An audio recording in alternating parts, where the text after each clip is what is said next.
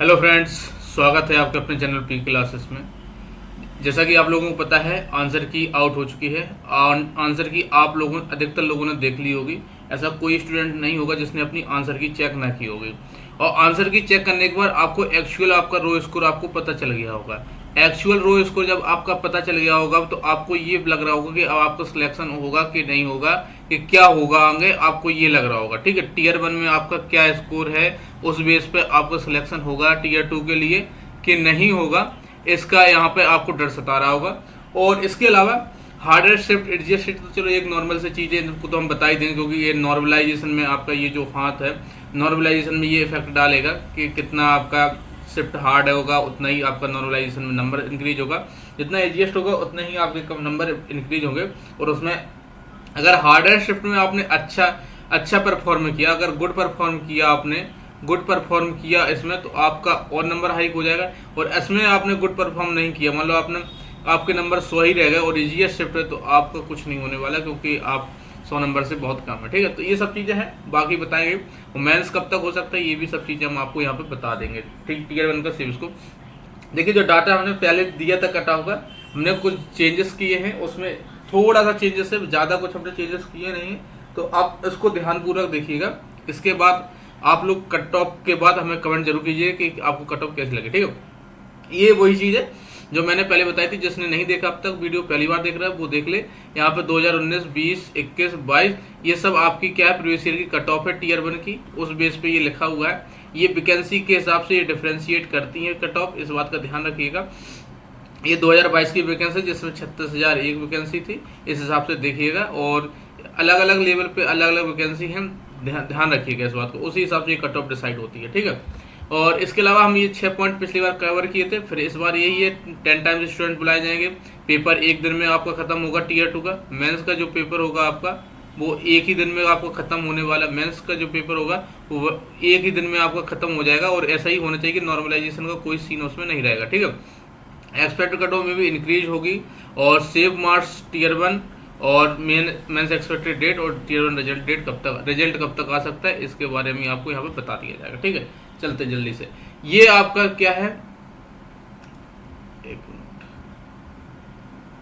ये मैंने जो आपको बताया है ये आप समझ, इसको मैंने आपको शायद नहीं दिखाया अभी। ये आपका यहाँ पे फॉर्म फिल किए गए थे वो है सब, इसको आप ध्यान रखिएगा। ये इसमें आप लोग वैकेंसी ये लिखा हुआ है 36,001, ये सब इसको भी देख लीजिए। ये सब आपको पता होना चाहिए थोड़ा बहुत कि कितना फॉर्म फिल किया, कितना क्या हुआ है। ठीक है, ये सब देख लिया, ये आपको मैंने बता ही दिया। इसके बाद ये भी फिर से आ गया, तो ये आपने देख ही लिया। इसके बाद आप चलते हैं, देखिए ये जो हमारे इस साइड है, आपके जो आपके स्क्रीन पे देख रहे होंगे, तो आपके लेफ्ट साइड में जो जहां मैं टिक मार रहा हूं, और ये जो है राइट साइड है, आपके फ्रंट पे देख के आपको लगता है। अब यहाँ पे ये जो लिखा है ये अटेम्प्ट बेस पे मैंने बताया था, और ये आपकी आंसर की आउट होने के बाद एनालिसिस हुआ है। और ये जो एनालिसिस आंसर की के बाद लिया गया है, तो याद रखिएगा रैंक आईक्यू का सहारा इसमें लिया गया है। ठीक है, रैंक आईक्यू का इसमें सहारा लिया गया। ठीक, ध्यान रखिएगा, रैंक आईक्यू का इसमें सहारा लिया गया, क्योंकि मेरे पास अभी केवल 340 लोगों ने फॉर्म फिल किया है, केवल 340 लोगों ने फॉर्म फिल किया। तो उस बेस पे अगर हम एवरेज लेके जाए तो बहुत ज़्यादा निकल रहा है। तो मैंने कहा क्यों ना थोड़ा सा देखा जाए डाटा रैंक आईक्यू का कि कितना क्या है उसके हिसाब से। और बेसिकली अगर आप देखेंगे तो गगन प्रताप ने भी ये डाटा डाला है, और बेसिकली मैंने गगन प्रताप का यहाँ मुझे अच्छा लगा, दोनों में मैंने फिर गगन प्रताप को यहाँ पे मैंने कमेंट कर दिया। ठीक है, देखिए बेसिकली ज़्यादा डिफरेंसेस आपको नहीं देखने को मिलेगा। ये आफ्टर आंसर की है और ये पहले आंसर की, जब बिफोर आंसर की है, इस बात को ध्यान रखिए। 18 तारीख की तीसरी शिफ्ट में मैंने बताया था 128.89 के आसपास आपका अटेम्प्ट बेस पे बनेगा। लेकिन आपकी 18 तारीख की थर्ड शिफ्ट में आप देखेंगे 111 नंबर आपका बन रहा है। कितना, 111। तो यहाँ पर डिफरेंस आप देखेंगे तो 17 नंबर का डिफरेंस आपका यहाँ पे आ गया, 17 नंबर डिफरेंस आ गया। यहाँ 19 की फोर्थ शिफ्ट में आप देखेंगे 130.26 था, यहाँ 19 की शिफ्ट में देखेंगे आप तो 114 हो गया, तो मतलब यहाँ पे 16 का डिफरेंस आ गया। ठीक है, यहाँ पे देखेंगे तो यहाँ पे आपका 19 का डिफरेंस आ गया। ठीक है, तो ये जो डिफरेंस है ये अटेम्प्ट बेस पे हमेशा हमने बताया था कि इतना डिफरेंस आएगा ही आएगा। जब आप अपने लेवल पे सोचते तो आपको लगता है यार इतना मैंने अच्छा हो गया, इतना नंबर हो सकता है। अब देखिए 14 तारीख की सेकंड शिफ्ट में 131 था, लेकिन ये 115 हो गया। यहाँ 136 था, ये 122 हो गया। देखो देखेंगे तो आप सेम चलेगा, 131.6 था, 117 रह गया। 131 पॉइंट था 114 रह गया, मतलब इस पर ज़्यादा डाउनफॉल आ गया। 132 से 114 हो गया, ये देखिए अप डाउन। अब यहाँ पे एक चीज़ ध्यान रखिएगा, ये जो शिफ्ट है ये हार्डेस्ट शिफ्ट हैं, ये सब हार्डेस्ट शिफ्ट हैं, ठीक है। ये सबसे हार्डेस्ट शिफ्ट है, फिर उसके बाद ये शिफ्ट हार्डेस्ट है, फिर इसके बाद ये शिफ्ट हार्डेस्ट है, और फिर ये फोर्थ है। इसके अलावा एक 111 की और शिफ्ट है, वो मैं आपको बता दूंगा, ठीक है। ये हो गया। इसके अलावा आप देखिए 132 था 115 होगा, 135 से 121 हो गया। ये आपका याद रखिएगा आंसर की के बाद है, और ये आप 4 आंसर की है, ठीक है। ध्यान रखिए 134 से 118 हो गया, 133 से 117 हो गया, 133 से 115 हो गया, 133 से 120 हो गया, 133 से 120 हो गया। ऐसे मिलाते जाएंगे आप, 133 से 120 हो गया, 143 से 117 हो गया, 134 से 120 हो गया। और यहाँ पे देखेंगे तो ऐसे ही यहाँ पे डिफरेंस आप देखेंगे तो आपको यहाँ पे सेम डेट में आपको डिफरेंस आपको दिख जाएगा। ये एक पॉइंट और है 26 की 4 शिफ्ट, जिसमें 111.392 रहा है, और यहाँ पे आप इसके डिफरेंसेस देख सकते हैं, ठीक है। तो और अगर यहाँ पे बात करूँ, ये सब आप यहाँ पे देख लीजिए, आपको सब कुछ दिख रहा होगा। ये 127 ये सबकी आपकी ईजीएस शिफ्ट में जाएगी, ये ईजीएस शिफ्ट में जाएगी, ये भी ईजीएस शिफ्ट में जाएगी, ये भी ईजीएस शिफ्ट में है, और ये भी ईजीएस शिफ्ट में। ये टॉप कह सकते हैं, टॉप 4 ईजीएस शिफ्ट हैं आपकी, ठीक है। टॉप 4 ईजीएस शिफ्ट हैं आपकी, ये जो आपका बेसिकली देखो यहाँ पे 17 फर्स्ट की 139 था, अब कितना हो गया 121 हो गया, मतलब 18 नंबर का डिफरेंसेस आया।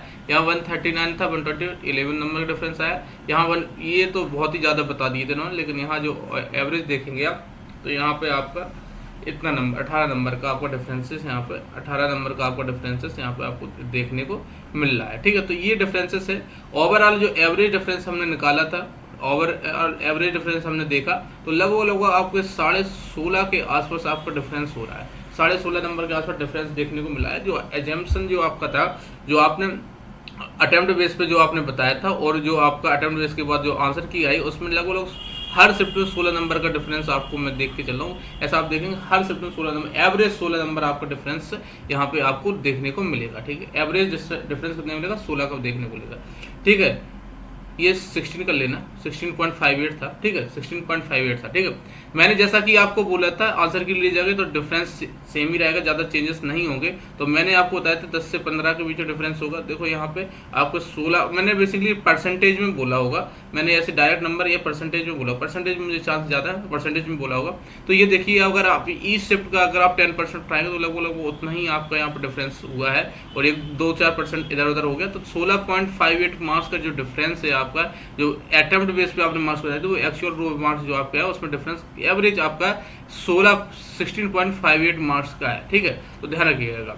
तो ये जो डिफरेंसेस है, अब क्या ये आपकी जो कट ऑफ है, जो कट ऑफ आपकी जाने वाली है टीयर 1 की कट ऑफ जो जाएगी, क्या उस पर ये कुछ डिफरेंस डालेगा? अगर टीयर 1 की कट ऑफ पे डिफरेंस डालता तो ये भी मैं आपको भी बता देता हूँ। Any changes in cut off बताएंगे, what is the safe score of tier 1 qualifying, and normalisation effect क्या होगा। तो नॉर्मलाइजेशन तो इफेक्ट आने वाला है, ठीक है, नॉर्मलाइजेशन तो इफेक्ट आएगा, ठीक है। तो अब यहाँ पे नॉर्मलाइजेशन थोड़ा पीछे चल के देखते हैं, थोड़ा इसको इरेज कर देते हैं, यहाँ पे इरेज कर दिया, यहीं शुरुआत में चलता है, ठीक है, इसको इरेज कर देते हैं यहाँ पर, ठीक है। अब यहाँ पे देखेंगे आप, ये यहाँ पर डिफरेंस आपका मान लीजिए 17 पॉइंट, यहाँ भी कुछ डेसिमल है, लेकिन मैंने डेसिमल का वो पॉइंट छोड़ दिया, ठीक है। यहाँ पर डेसिमल कुछ है, ठीक है, ध्यान रखिए। एक्स मान लीजिए, एक्स मान लीजिए, गलत हो जाएगा, सॉरी, एक्स मान के चलिए उसको, ठीक है, एक्स मान के चलिएगा, ठीक है। तो यहाँ पे 17 पॉइंट जो आपका 89 का डिफरेंस है, ठीक है, यहाँ पे इसको छोड़िए। अब यहाँ पे देखिए, अगर हम इसका नॉर्मलाइजेशन करने जाएंगे, नॉर्मलाइजेशन का फॉर्मूला हम लगाएंगे, अभी हमने नहीं लगाया क्योंकि रीजन उसका ये है कि अभी ऑफिस जाना है, ऑफिस जाने के बाद मेरे पास टाइम नहीं बचता, तो इसलिए मैंने इसको रात में थोड़ा बहुत कंपाइल कर लिया था।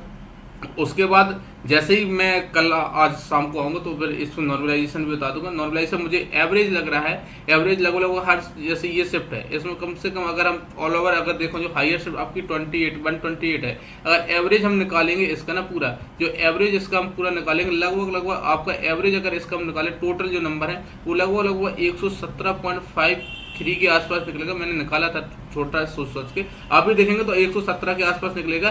फिर उससे आपका डेविएशन होगा, फिर उसके बाद फार्मूला लगेगा। तो मैं मान के चल रहा हूँ अगर इस शिफ्ट में है तो कम से कम plus minus sorry plus 12 number के आसपास इंक्रीज होंगे, 12 नंबर तक इंक्रीज हो सकते हैं, इसमें भी 15 के आसपास, 15-16 नंबर। ये एक्चुअली में नहीं करेक्ट नहीं मैं समझना, लेकिन एक आइडिया दे रहा हूँ कि इतने नंबर तक आपके इंक्रीज हो सकते हैं इसमें 20 नंबर भी इंक्रीज हो जाए, ऐसा भी पॉसिबल है यहाँ पर, ठीक है।